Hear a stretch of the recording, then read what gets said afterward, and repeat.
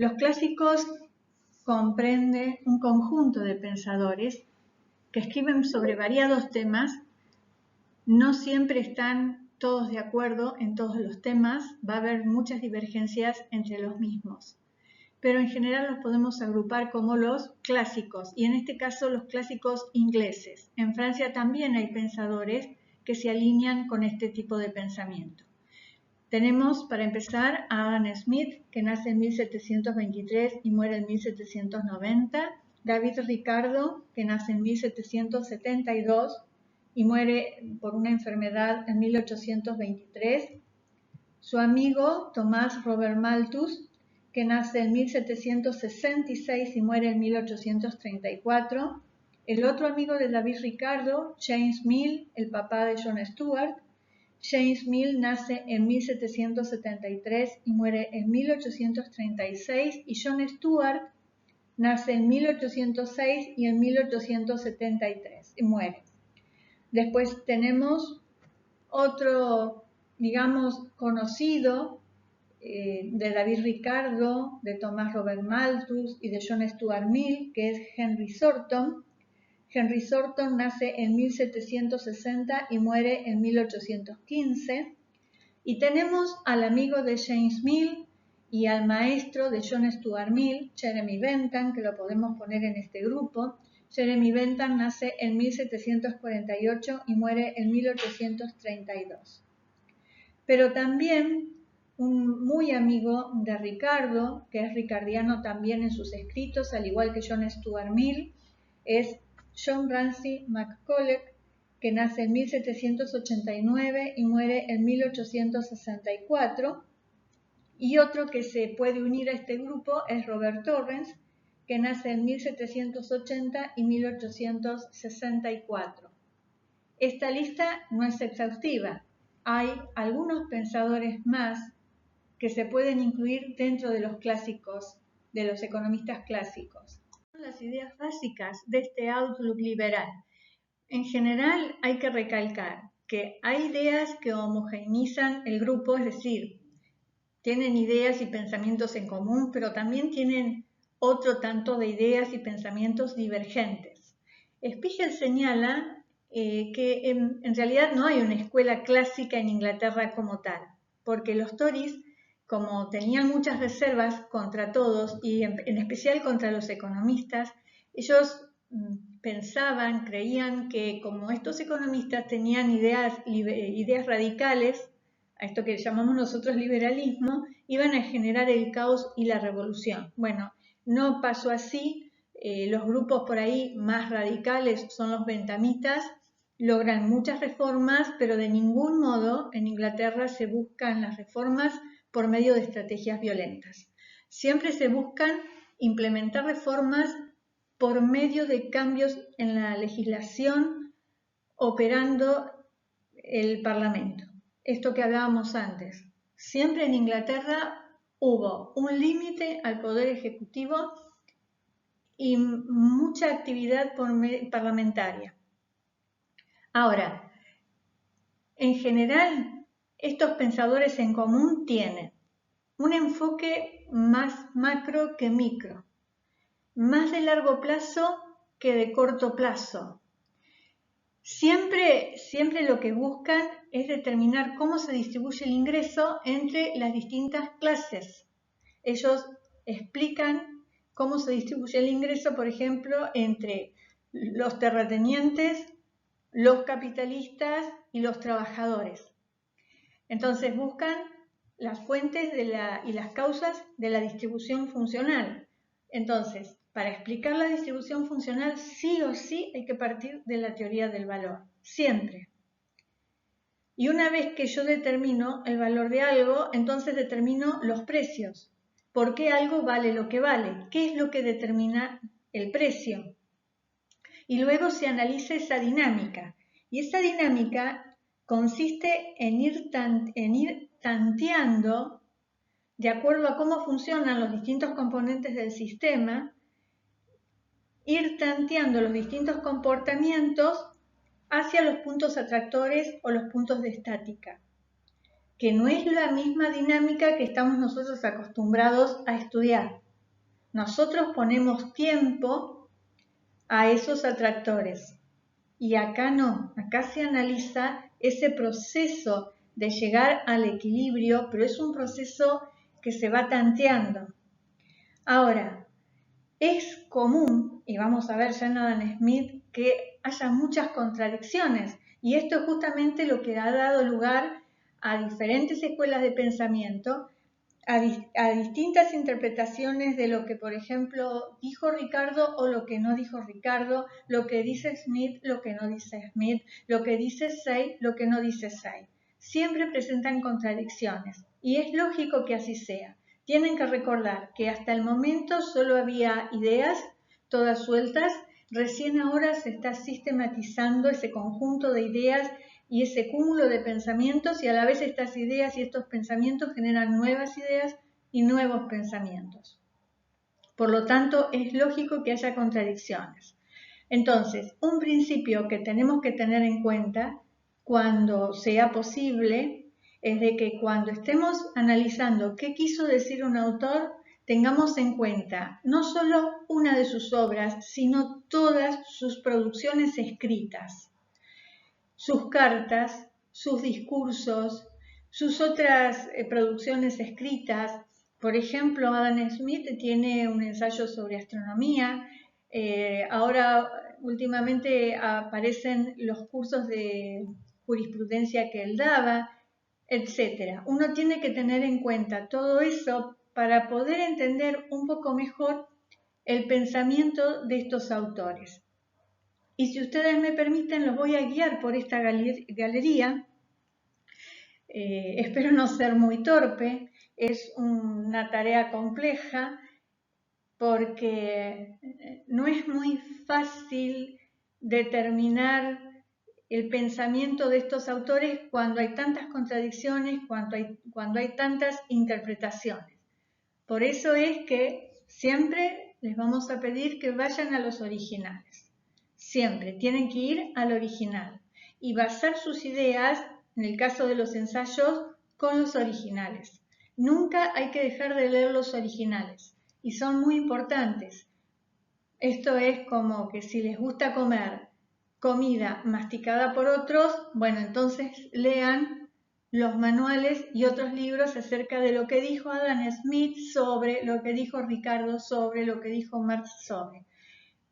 Pero si a ustedes les gusta la buena comida, tienen que ir al original. El manual está pensado para guiarlos en esas lecturas y para, por supuesto, darnos una perspectiva más amplia. Así que empecemos. Adam Smith nace en 1723, muere en 1790, o sea, siglo XVIII. Tiene muchas influencias en su pensamiento y antes que economista es filósofo moral, o filósofo, si ustedes quieren llamarlo filósofo. Bien, su maestro es Hutchinson y influye en él con el tema de la filosofía del derecho natural, también con la teoría del valor, de las necesidades y la división del trabajo.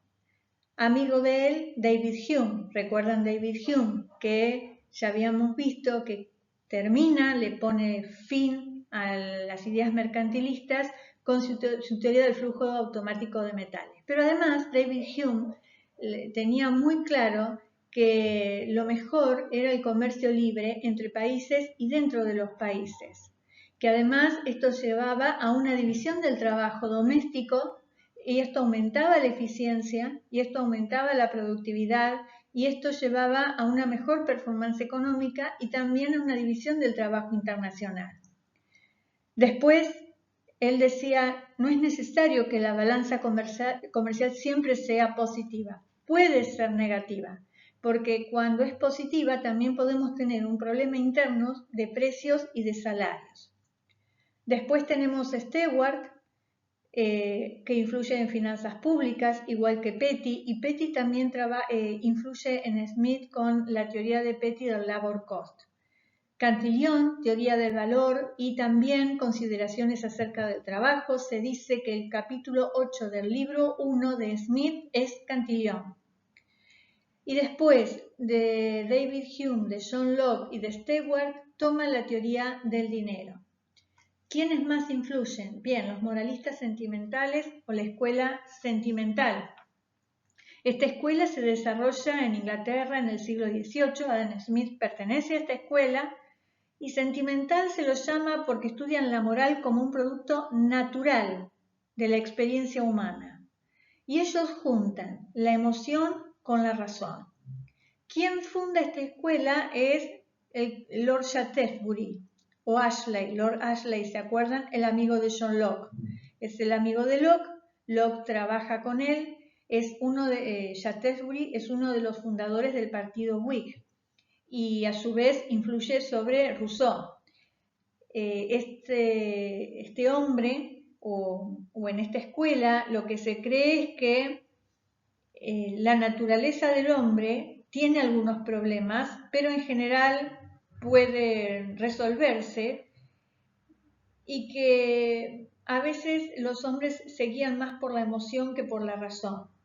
Y acá se generan dos fuentes y acá otra vez volvemos hacia atrás, hacia los calvinistas y hacia los hobbesianos. John Locke, Shaftesbury, Adam Smith están más en línea con el pensamiento de Calvino que con Hobbes. Hobbes en realidad se va al extremo, al Leviatán, y ni Adam Smith ni ninguno de los liberales que vamos a ver, quizás de los liberales que vayamos a ver, el más reaccionario o el más conservador sea Tomás Malthus. Pero en realidad los economistas, como ya les dije, por ahí se alinean más con los Whigs que con los Tories. ¿Y esto por qué? Porque tienen en mente muchas ideas de transformar la sociedad. ¿Y por qué? ¿Qué es lo que están buscando? Mejorar el nivel económico, mejorar la riqueza de una nación, mejorar el nivel de vida de las personas. ¿De cuáles? De algunas, de las élites o de todas? De todas. Y de ahí venían los choques muchas veces con los conservadores. Otro que influye es el grupo de los platonistas de Cambridge, que también emergen, pero hacia fines del siglo XVII. En un primer momento surgen de los puritanos, pero luego se alejan un poco del calvinismo extremo y se aproximan más al protestantismo. Intelectualmente también se acercan a Platón y ellos tienen mucha fe en la naturaleza racional y emocional del hombre. Y todo esto lo vamos a ver en la obra de Adam Smith, en su primera obra, La teoría de los sentimientos morales. Y antes de seguir, algo con respecto a este orden natural, algo pequeño, que lo diferencia Adam Smith de los fisiócratas, porque los fisiócratas también tenían esta idea del orden natural, pero para los fisiócratas era un estado ideal siempre alcanzar, nunca alcanzable en la vida real, pero para Smith es alcanzable en la vida real, con una condición, es decir, sí, solo sí, está obrando el self-interest, el propio interés, y tenemos plena libertad económica, si no, no se puede alcanzar.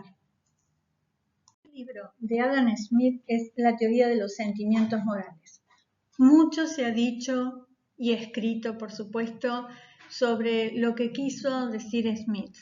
Y en realidad algunos dicen que hay un Smith en esta teoría de los sentimientos morales y otro en la riqueza de las naciones. Creo entender que nada que ver, porque hay muchos libros y mucha investigación sobre Adam Smith, y en realidad cuando uno va a los originales de Smith encuentra la misma persona que está operando en la teoría de los sentimientos morales, es la misma que está comprando al panadero o al cervecero o al carnicero en la riqueza de las naciones. Vale decir que en la teoría de los sentimientos morales él plantea una persona que se preocupa por sí misma y a eso lo llama self-interest. Es como que yo les dijera a ustedes que ustedes se tienen que preocupar por ustedes mismos. Esta misma máxima está en el pensamiento hebreo cristiano, en donde el precepto universal y que sirve de guía para todos los demás es en lo que a las relaciones interpersonales respecta, ama a tu prójimo como a ti mismo. Es decir, uno se tiene que amar y en la medida en que uno se ama, ama a los demás. Esa es la idea básica que está también acá y está en La riqueza de las naciones y que él escribe como self-interest y que se traduce al castellano como egoísmo. Bien, esa palabra egoísmo en el español lleva en sí algo de desdén, pero no es la idea que está asociada ni en La riqueza de las naciones ni en la teoría de los sentimientos morales. Más bien, este hombre de Smith, en esta teoría, se parece a aquel hombre de Locke cuando habla del estado natural.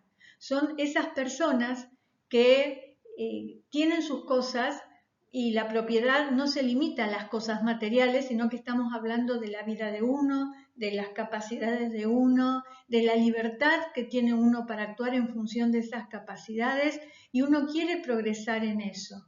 Y entonces también van a surgir lamentablemente aquellos que, a diferencia de estos otros que se manejan por una ley natural, que la deducen por medio de la razón y que entonces entienden en su conciencia que no tienen que dañar al otro, también lamentablemente están aquellos que dañan a los demás porque tienen su propia ley. Y en esa propia ley actúan sin límites, como diría el psicoanálisis, sin restricciones, y entonces no les importa dañar al otro, no tienen empatía, como dice Adam Smith acá. Él no habla de empatía, sino que en el original habla de simpatía. Pero Smith también se da cuenta que entre las personas están aquellos que por supuesto que se preocupan por sí mismos, por comer, por vestirse, por no pasar frío, porque uno no se tiene que enfermar, pero a la vez se preocupan por los demás.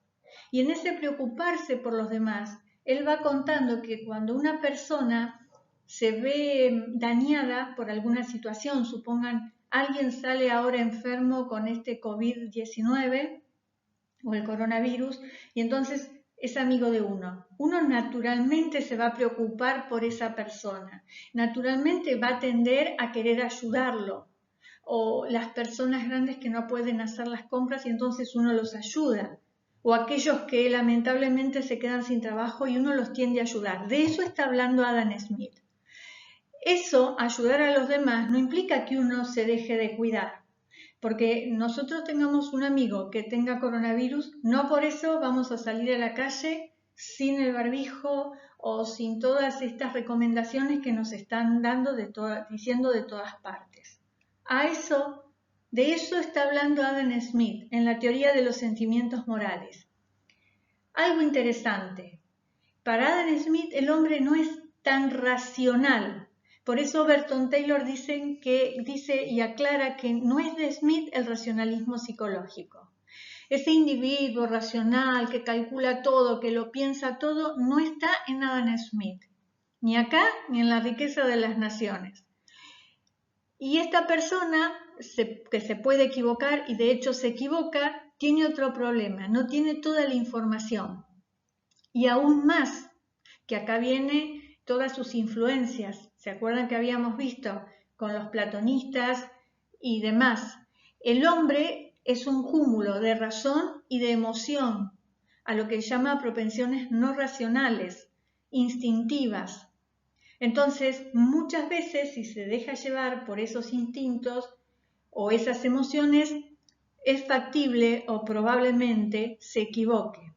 Ahora, en relación con los demás, uno siente simpatía. Smith escribe que si al otro le pasa algo, uno tiene esa capacidad de ponerse, de sentir lo mismo que siente el otro y de querer hacer algo para solucionar ese problema. O supongan que una persona daña a otra.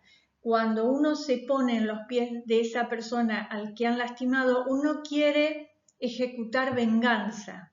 Y acá también nos remitimos a Locke, que habla de que en ese estado de naturaleza es lógico y es esperable que cuando una persona es lastimada por alguien, supongan que le roban o le matan un hijo, para poner una situación un poco extrema, Uno naturalmente que va a querer ejecutar venganza por mano propia. El problema está, decía Locke, en que uno se deja llevar mucho por las emociones, uno se deja llevar mucho por la ira y por esas ansias de venganza y puede generar un daño mayor, y de ahí venía la necesidad del gobierno. Bueno, todas estas ideas de Locke, que son compartidas por Ashley, también están en Adam Smith, porque Adam Smith compartía los mismos grupos y las mismas escuelas de pensamiento. Y siempre en todos estos grupos la idea es no perjudicar a terceros que no estén involucrados en la acción. Lamentablemente, si no hay algo, un gobierno, esto puede suceder. Por eso, si está en nosotros determinar el bienestar de terceros o no, o dañarlos, entonces, de acuerdo a lo que uno lee, se puede exigir que exista un gobierno, que haya un Estado. Y después habla de otras dos cuestiones menores para él, como la prudencia y la benevolencia.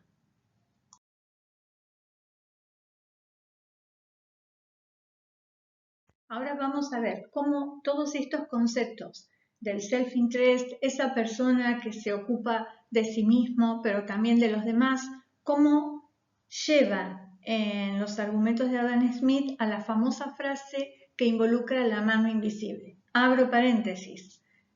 Se trata de una metáfora que él aplica en el texto para argumentar cómo, o dar una imagen mental de cómo funciona una sociedad que en apariencia sería caótica si la dejamos libre. Pero se han escrito innumerables obras sobre qué quiso decir con la mano invisible. Bien, aparece en el libro cuarto, cuando habla de los sistemas de economía política, capítulo 2.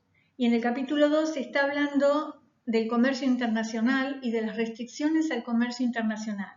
Y entonces él dice, ¿qué pasa si se aplica un arancel? Esta política comercial nos va a generar una especie de monopolio doméstico. Y sí, va a generar trabajo, pero dice, esto es una dirección artificial. ¿En qué sentido? Porque si bien está generando trabajo, acá viene una cuestión que es esencial en el pensamiento de estos autores. No solo de trabajo, sino también se necesita trabajo y capital para producir. Es decir, que yo tengo una complementariedad entre el trabajo y el capital. Esto que luego viene en la función de producción. Necesito los dos. Por eso él dice, ningún reglamento del comercio es capaz de elevar la actividad de ninguna sociedad más allá de lo que permita su capital.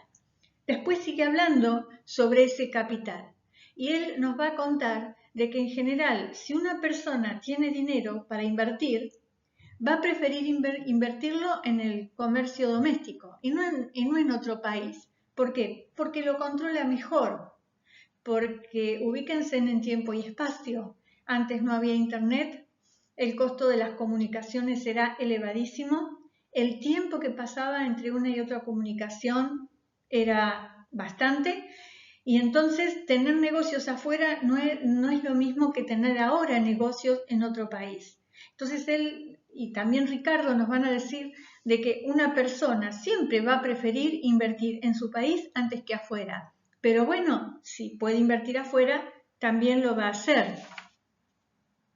¿Y por qué va a invertir? Bueno, porque él dice siempre se está esforzando la persona para buscar la inversión que sea más beneficiosa para él, para cualquier capital que tenga.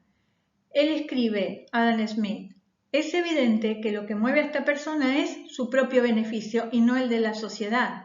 ¿Qué significa con esto? ¿En qué sentido está aplicando el egoísmo? Bueno, en el mismo sentido en que ustedes lo aplican cuando deciden estudiar una carrera. Cuando ustedes deciden estudiar, no van a estudiar para beneficiar al resto, sino que ustedes primero van a pensar en ustedes. Ahora, si tienen una capacidad o una vocación de servicio, evidentemente van a elegir algo para ayudar a los demás, como por ejemplo lo hacen los enfermeros, las enfermeras. Pero siempre, bajo todo aspecto, cuando uno elige algo, en este caso una carrera, lo elige pensando primero en uno mismo. Y es lo que está argumentando acá. Ahora, él sigue, perseguir el propio interés naturalmente, o mejor dicho, necesariamente lo va a llevar a preferir la inversión que va a ser más beneficiosa para quién, al final, para él o para la sociedad. Para la sociedad. ¿Él sabe que está promoviendo el beneficio de todos? No, ni tampoco es cuestión de él saberlo, como tampoco es cuestión de ustedes saber que al estar estudiando están mejorando el bienestar de muchas personas, que esta es la teoría de las externalidades que aplica Lucas en 1978 en el modelo de Solow-Ramsey. Es esa externalidad lo que hace que cuanto más personas educadas tenemos, mejor sea al final la performance económica, porque esa externalidad, digamos que de alguna forma se filtra en la productividad de terceros que no tienen nada que ver con ustedes, mejora la productividad de todos y la economía se engancha en una trayectoria de crecimiento económico. Acá pasa algo similar. Entonces, esta persona que está invirtiendo no sabe que está beneficiando a todos. Y continúa Smith diciendo, al preferir dedicarse a la actividad nacional más que a la extranjera, él solo persigue su propia seguridad. Y al orientar esa actividad de manera de producir un valor máximo, él busca solo su propio beneficio. Pero en este caso, como en otros, una mano invisible lo conduce a promover un objetivo que no entraba en sus propósitos. El que sea así no es necesariamente malo para la sociedad. Al perseguir su propio interés, frecuentemente fomentará el de la sociedad, mucho más eficazmente que si de hecho intentase fomentarlo. Nunca he visto muchas cosas buenas hechas por los que pretenden actuar en bien del pueblo.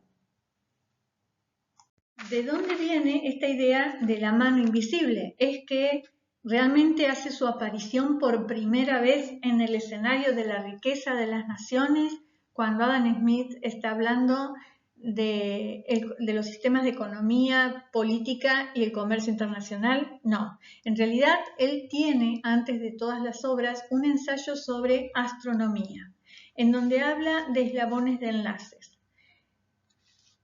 En general, él nos va a decir que en realidad cuando uno observa algo que está pasando y ve que los acontecimientos se suceden uno a otro, cuando uno los observa sin más conocimientos ni nada, parecería que una cosa no tiene nada que ver con la otra, pero en realidad sí tiene que ver.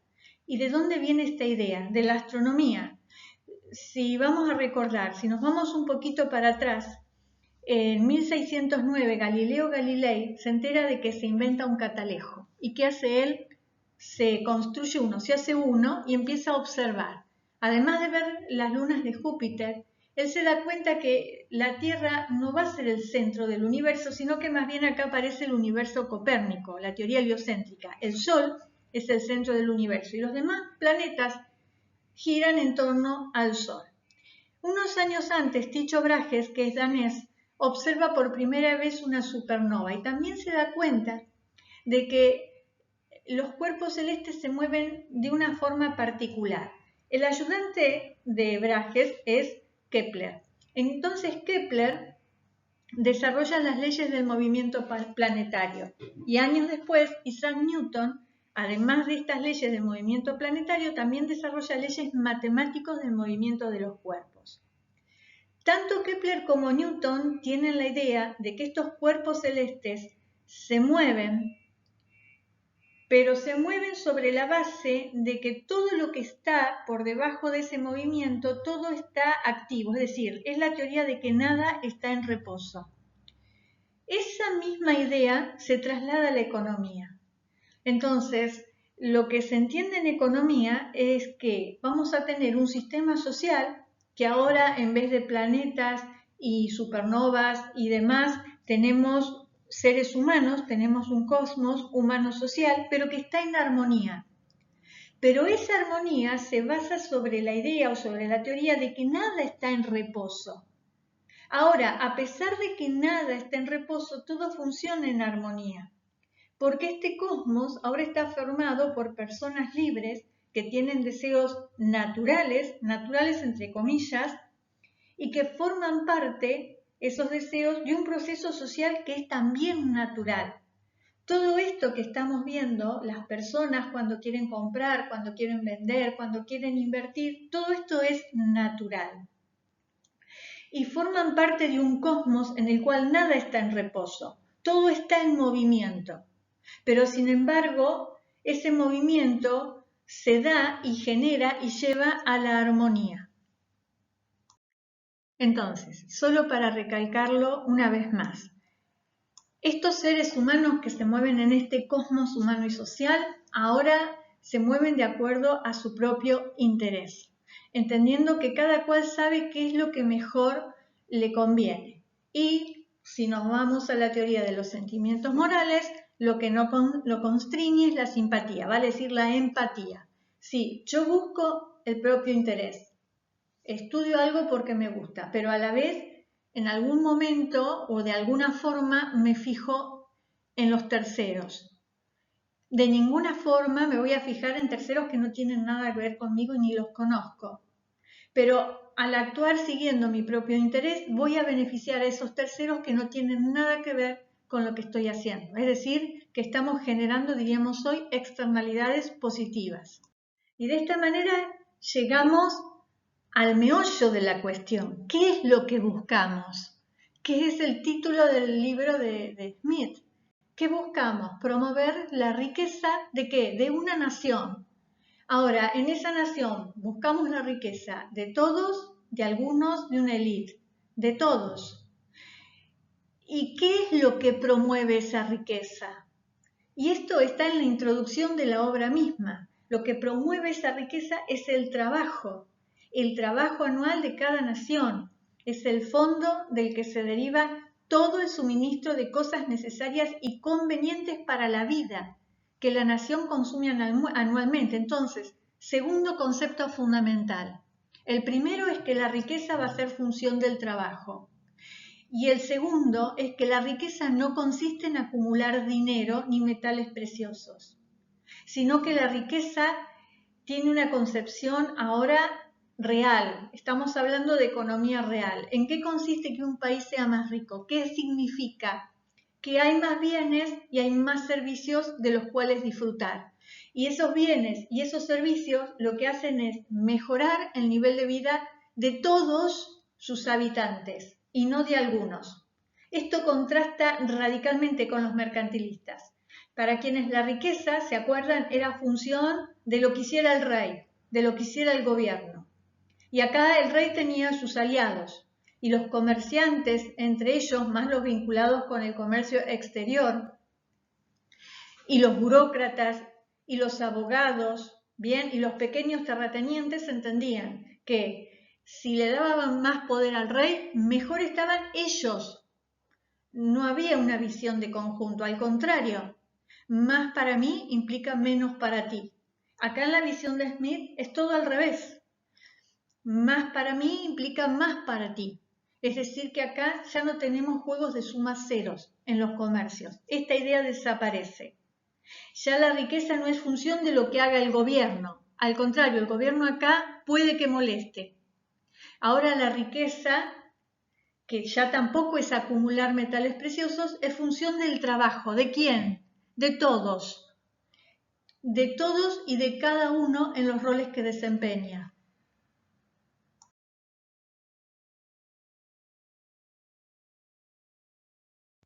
Ahora, ¿cuáles son los conceptos de microeconomía que están en Smith?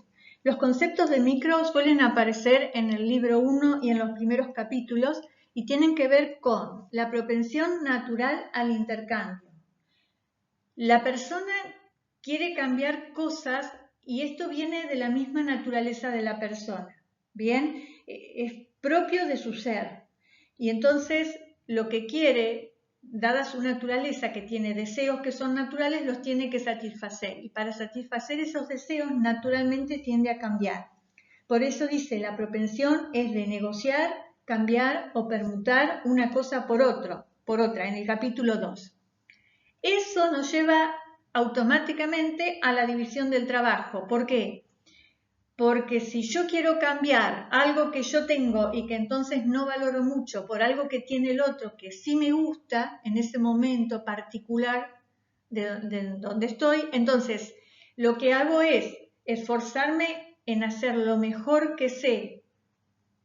En mi caso, hago eso que mejor me sale y el excedente, lo que a mí ya me sobra, lo cambio por lo que el otro tiene. Y ahí viene la división del trabajo. ¿Qué genera esta división del trabajo? Que uno cada vez se haga más especialista en lo que sabe hacer. Supongamos que sea alguien que teje. Bueno, esa persona que teje, a medida que teje, aprende a tejer cada vez mejor y aumenta su productividad porque teje cada vez más rápido, en menos tiempo hace más. Entonces se convierte en más diestra la persona. Aumenta su capacidad, aprende puntos nuevos, inventa modelos nuevos. Entonces, con todo eso se ahorra el tiempo y está inventando. Ahora, todo esto trae como una consecuencia que todos dependamos de todos. ¿Por qué? Y porque si una persona quiere ponerse a estudiar, no tiene tiempo para ponerse a tejer. Por lo tanto, se dedica a estudiar. Y supongamos que se quiere comprar un gorro, va a depender de la persona que está tejiendo gorros. Y de todo esto, o para facilitar esos intercambios, surge la moneda, como medio de cambio en este caso. Bueno, y el ejemplo más famoso del libro es la fábrica de alfileres, que ustedes lo van a poder ver. Si ponen en internet Adam Smith, fábrica de alfileres, van a ver videos y demás. Y entonces él considera como una producción de este tipo produce cada vez más alfileres a medida que se divide el trabajo, cada persona se especializa en lo que está haciendo, cada persona al especializarse va a inventar la forma por ahí de hacerlo más sencillo ese trabajo o de hacerlo de otra manera o de inventar una máquina para producir la parte que a él le compete, etc. Y acá les dejo algunos originales del libro. Hay muchos más, pero si ustedes van, por ejemplo, al capítulo 2, ya van a ver todo esto que estábamos viendo. Cómo esta propensión humana al cambio y el self-interest conducen a esta división del trabajo y especialización.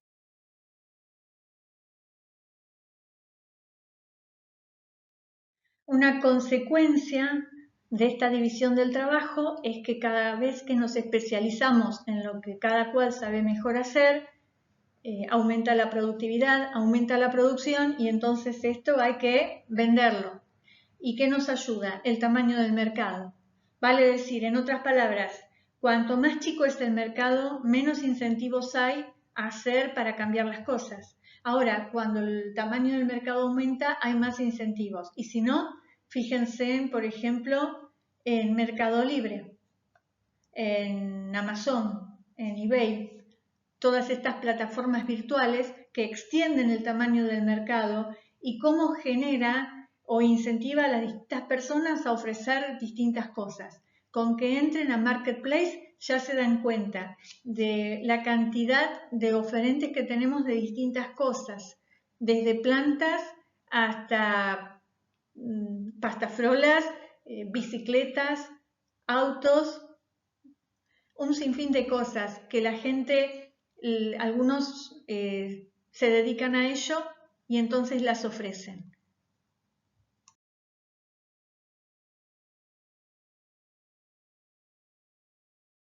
Ahora lo que nos preguntamos es qué es lo que determina el valor de algo. Recuerden, ¿cuál es el núcleo de las teorías de los clásicos? Determinar la distribución. ¿Cuánto gana el trabajo? ¿Cuánto gana la tierra? ¿Y cuánto gana el capital? Esa es la idea básica que está detrás de estas teorías. Por lo tanto, sí o sí hay que empezar con la teoría del valor y luego determinar cómo se determinan los precios. Entonces, una primera cuestión en esta teoría del valor es, ¿el valor viene dado por cuestiones objetivas o subjetivas? En otras palabras, luego en la teoría van a surgir la teoría objetiva del valor con los clásicos y después la teoría subjetiva del valor con los marginalistas. Y luego con Marshall juntamos las dos. Y ahora ven en micro las dos. Ahora volvemos a Smith. La utilidad, es decir, el valor, ¿es subjetivo? Algo vale. Este libro que a mí me gusta vale porque a mí me es útil, ¿sí o no? Y entonces él habla de dos conceptos, value in use, value in exchange, que se pueden traducir como valor de utilidad versus valor en cambio. Y desecha el primero, desecha el valor de uso, desecha la utilidad.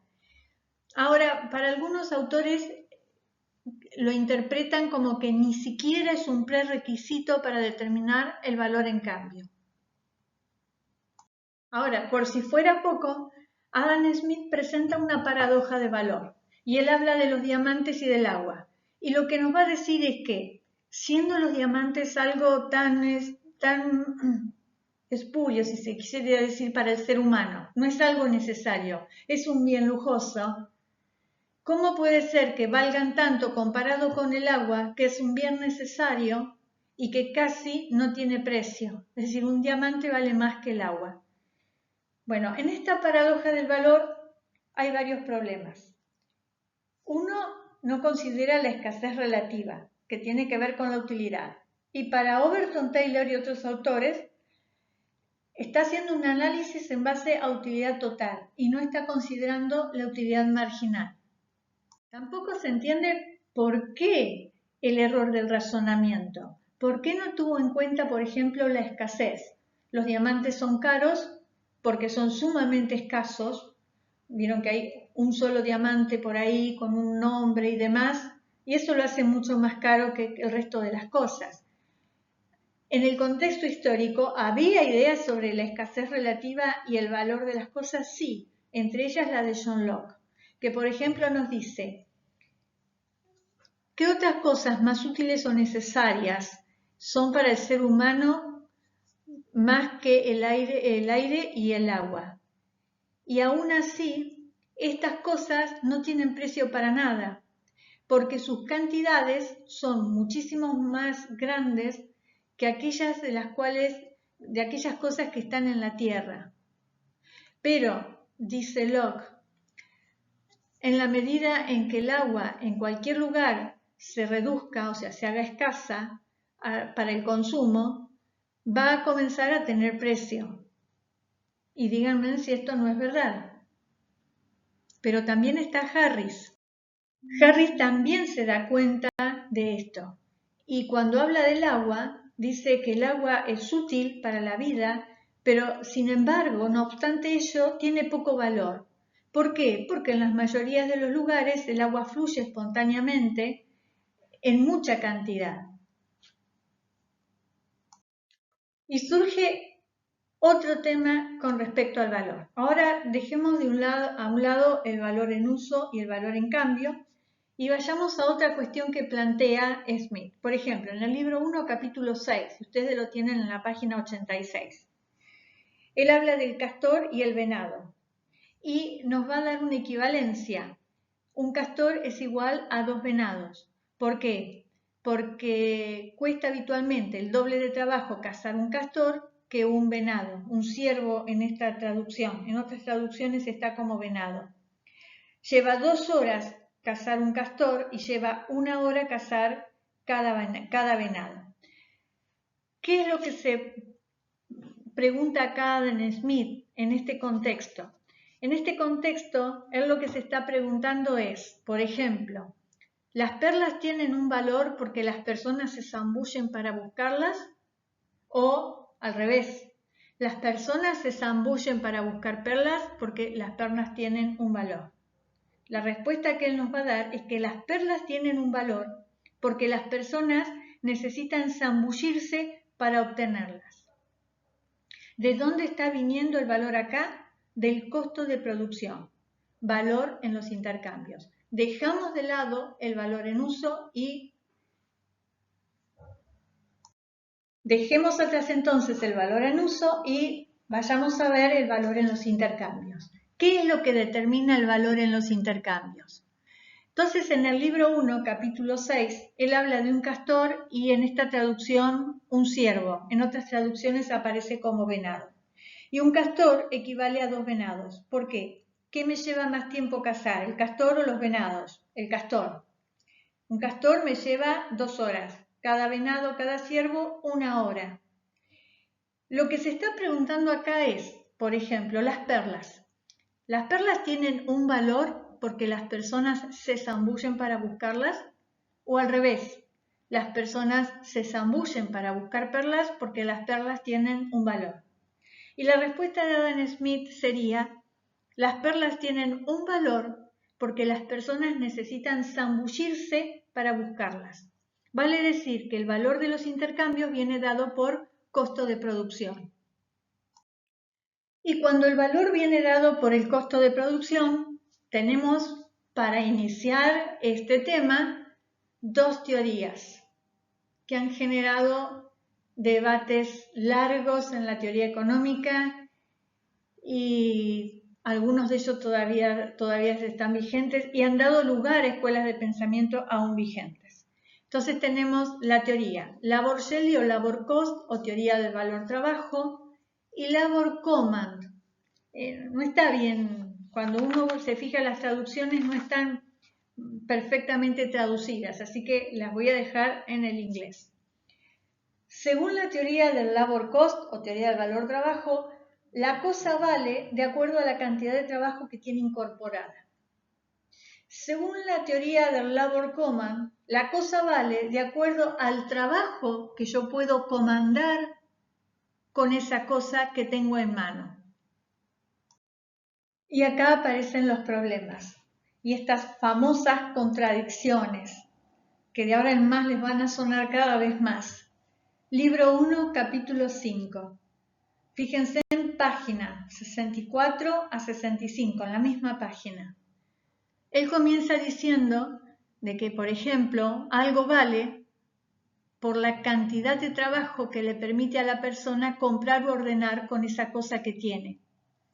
Si leemos en el primer párrafo, dice, por ejemplo, por lo tanto, el valor de cualquier mercancía para la persona que la posee y que no pretende usarla o consumirla, sino intercambiarla por otras, es igual a la cantidad de trabajo que le permite a la persona comprar u ordenar.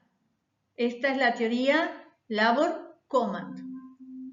Pero él sigue, y en los párrafos que siguen, fíjense en el siguiente, dice, aquello que se compra con dinero o con bienes se compra con trabajo, tanto como lo que compramos con el esfuerzo de nuestro propio cuerpo. Teoría labor cost.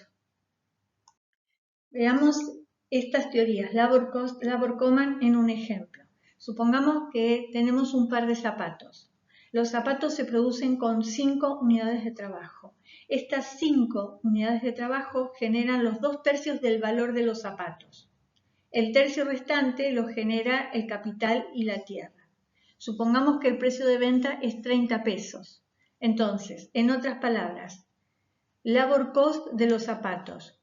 ¿Cuánto es el valor de los zapatos generados por trabajo? 2/3 del valor, que equivalen a 20 pesos. Los 10 pesos restantes de valor, el tercio restante, los genera el capital y la tierra. Entonces, si yo cambio al par de zapatos por la cantidad de trabajo que está metido, ese valor va a ser menor que la cantidad de trabajo que el par de zapatos puede comandar. ¿Por qué? ¿Cuánto trabajo puede comandar el par de zapatos? El valor de trabajo por 30 pesos. Pero ¿cuál es el costo del trabajo metido en el par de zapatos? 20 pesos. Y 30, que es la cantidad que puede comprar, es mayor que 20, que es la cantidad de trabajo metidos o necesarios para producir los zapatos. En otras palabras, ¿cuánto comanda un par de zapatos? Comanda 7,5 unidades de trabajo. Pero el labor cost que está metido en los zapatos, ¿a cuántas unidades equivale? A 5 unidades. Es decir que cuando no tenemos capital y trabajo, capital y tierra, y los zapatos solo se producen con trabajo, labor cost va a ser igual a labor common, 30-30. Pero cuando entra el capital y también la tierra, entonces se abre una cuña entre estos dos valores, que ya no van a ser iguales. En este caso, el labor cost va a ser menor que el labor common. Si le preguntamos a Adam Smith, bueno, ¿qué nos dice sobre esto? Bueno, en el libro 1, capítulo 6, él nos va a contestar de que el valor que el trabajo está generando en los zapatos se divide en dos casos. O sea, acá suponemos que no se está pagando a la tierra o que no hay tierra en la producción de los zapatos. Ahora, esas dos partes, una de esas partes paga los salarios al trabajo y la otra paga el beneficio del empleador sobre todos los materiales y salarios que adelantó. Y él agrega, no habría tenido interés en emplearlos si no esperase de la venta de su trabajo algo más de lo suficiente para reemplazar su capital. ¿Qué más nos puede decir Adam Smith? Bueno, en el capítulo 1, libro 1, capítulo 6, él nos dice que el producto del trabajo no siempre pertenece por completo al trabajador. Vale decir que tengo detrás un capitalista que también está aportando valor. Y dice, en muchos casos deberá compartirlo con el propietario del capital que lo emplea, que está empleando al trabajador. Y tampoco es la cantidad de trabajo normalmente empleada en adquirir o producir una mercancía la única circunstancia que determina la cantidad que con ella se puede comprar, dirigir o intercambiar. Es evidente que una cantidad adicional debe destinarse a los beneficios del capital que adelantó los salarios y proveyó de materiales a dicho trabajo. En definitiva, no solo el trabajo genera valor, el capital, y vamos a ver que después es capital fijo y circulante, pero en este caso quédense con esta idea, no solo el trabajo está generando valor, el capital también me está generando valor. Y entonces, si genera valor, hay que retribuirlo, hay que darle un pago al trabajo, el salario, y el beneficio en este caso al capital. Pero aún más, fíjense que nos dice también en el capítulo 6 del libro 1, en que en la medida en que una mercancía llegue a ser cada vez más elaborada, la parte del precio que se resuelve en salarios y beneficios resulta ser una proporción mayor que la que se resuelve en renta. Vale decir que acá incorporamos un factor más, la tierra. Los zapatos entonces se produjeron con trabajo, con capital y con tierra. Y en el precio tengo los tres componentes. Vamos a ver después cómo se llama este precio. Pero si todo hasta acá no fuera poco, vamos a agregarle otra cuestión más. Esta cuestión se resume en que los clásicos ustedes tienen que entender que están buscando es una medida invariable de valor.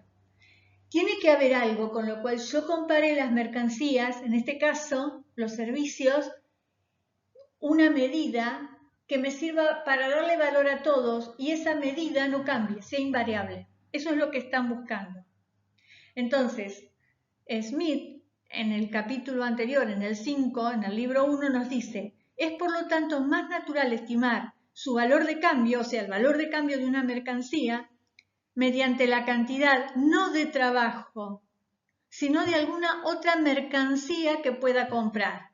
Y acá nos tiró toda la basura. Labor cost, labor common, de acuerdo a esto, ya no va. También dice, es evidente, por lo tanto, que el trabajo es la única medida universal y precisa del valor, o el único patrón mediante el cual podemos comparar los valores de distintas mercancías en cualquier tiempo y lugar. ¿Cómo? ¿Es el trabajo o no es el trabajo? Y una tercera, fíjense en acá.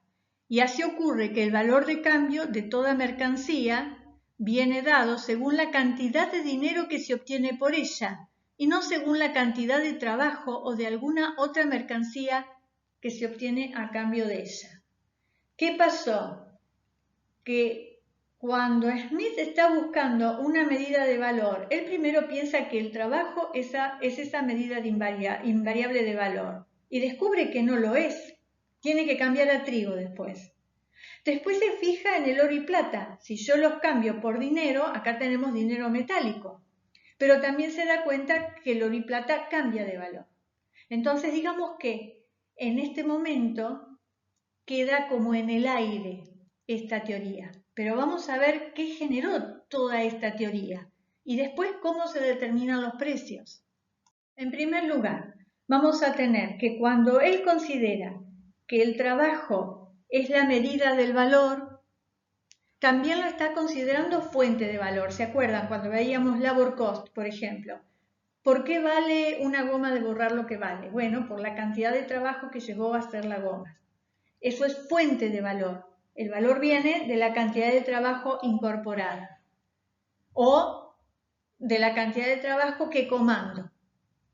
Pero entonces a la vez es medida de valor. Entonces ahí tenemos una primera inconsistencia. Hay un razonamiento circular. Y la otra cuestión es que él explica el valor por la cantidad de trabajo incorporado, aparentemente. Esto es lo que consideran algunos autores. Ricardo y Marx, por ejemplo, entre otros, se dan cuenta de esta inconsistencia. Y entonces se trata de Smith. ¿Qué hacemos con Smith? No es cualquier persona, no es cualquier escritor, no es cualquier economista, es Adam Smith. Era muy respetado Adam Smith y era muy querido además por sus pares y en general por muchas personas. Ya les conté que, por ejemplo, era amigo de Burke. Y muchos se preguntan cómo era amigo de Burke. Burke era reaccionario, conservador, criticaba a los economistas, los consideraba unos mentirosos, unos radicales, revolucionarios, peligrosos, pero era amigo de Adam Smith.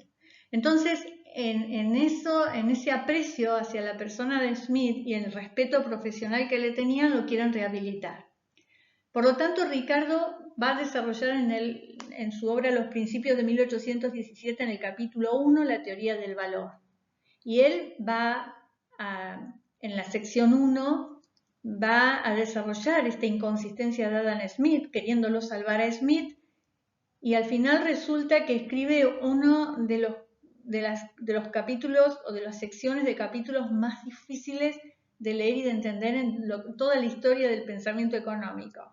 Luego él se da cuenta que no puede salvarlo y entonces empieza a desarrollar. Primero empieza con la teoría del valor-trabajo, sección 4 a 5, hasta sección 4 y 5, y después desarrolla la teoría de valor, siguiendo también Smith, en donde incorpora capital y tierra como generadores de valor también y para formar el precio.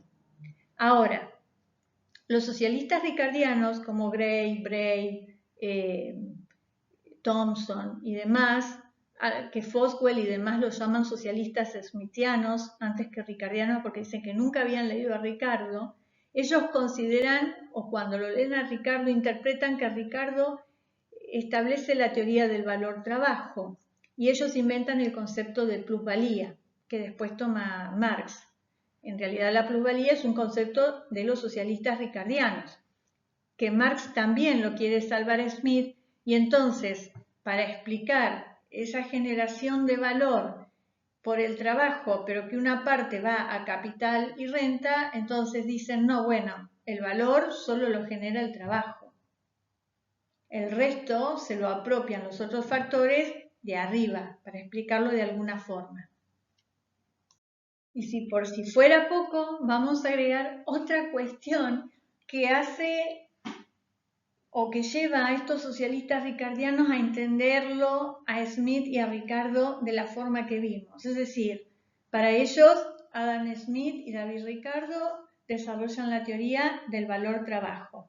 Porque hay una frase que Adam Smith repite más de 5 veces, acá solo se las puse 2 veces, en el libro 1, capítulo 6 y capítulo 8, en donde él dice, en ese estado de cosas, o en el estado original de cosas que precede tanto a la apropiación de la tierra como a la acumulación del capital, Todo el producto del trabajo pertenece al trabajador. Bueno, para Wieser, que es el austríaco, Adam Smith solo está explicando el valor trabajo, pero en sociedades primitivas. En cambio, Douglas dice no, también se aplica a sociedades avanzadas. Este debate continúa. Lo que sí, Douglas en el 52, lo que dice es que Smith, con esta inconsistencia, la llevó a la escuela inglesa, a la escuela clásica inglesa, a un callejón sin salida, del cual no pudieron salir casi por un siglo. Bien. De acuerdo a nuestro principio de ver todo lo que ese autor está considerando no solo en un libro, sino en el resto, cuando uno analiza qué enseñaba Adam Smith en los cursos de jurisprudencia que daba. Bueno, en realidad él hablaba de la regla de intercambio y se preocupaba por el precio de las mercancías, y estudiaba los precios naturales y los precios de mercado. Ahora vamos a ver de qué se trata esto. Pero no se interesaba o no estaba preocupado, como en La riqueza de las naciones está, por la medida del valor. Y entonces él lo que explicaba es que el precio de mercado quedaba determinado por la demanda, por la abundancia relativa y de quienes, o sea, el ingreso de los consumidores y la riqueza de los consumidores. Y él decía algo más acerca de la demanda, como que podía ser real o imaginaria, pero no explicaba todo este tema de valor y teoría de valor. Entonces, ¿se trata de valor o se trata de precio natural? Bueno, él lo que decía es que para que algo tenga un precio, primero lo tenemos que desear. O sea, acá sí aparece aparentemente la teoría subjetiva del valor. Y además, fíjense que salva la paradoja de valor, que él hablaba cuando planteó la paradoja del valor del diamante versus del agua, porque él decía que además de ser deseado, lo que había que tener en cuenta era la escasez del objeto. Por eso decía, el agua en el desierto tiene un precio muy alto, que quizás en otras circunstancias no, y los diamantes tienen un precio tan alto. Y además, acá agregaba su concepto de demanda efectiva. Y entonces, ¿qué es el precio natural? Este concepto es importante. El precio natural es el precio que queda determinado por el lado de producción, teoría objetiva de valor, por el costo de producción. Si en la producción del bien se usaron los tres factores, trabajo, tierra y capital, el precio natural es el precio conformado por el pago al trabajo, el salario, el pago al capital, beneficio, el pago a la tierra, la renta.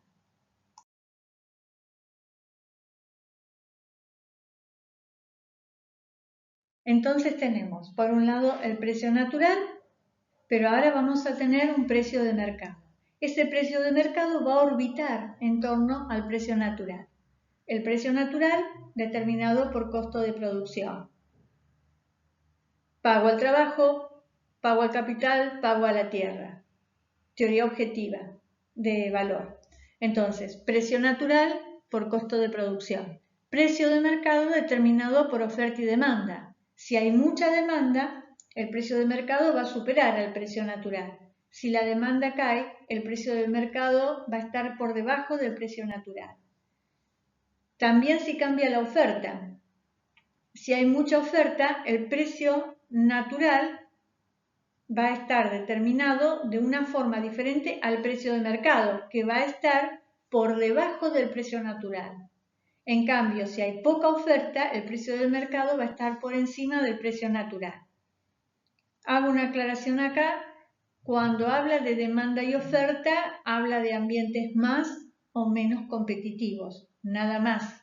Y entonces la demanda efectiva es aquella que está formada por las personas que están dispuestas a pagar el precio natural, nada más. No existe en los clásicos ninguna teoría de competencia perfecta. Y en realidad las ideas y los pensamientos que tienen acerca de las competencias tienen también algunos errores.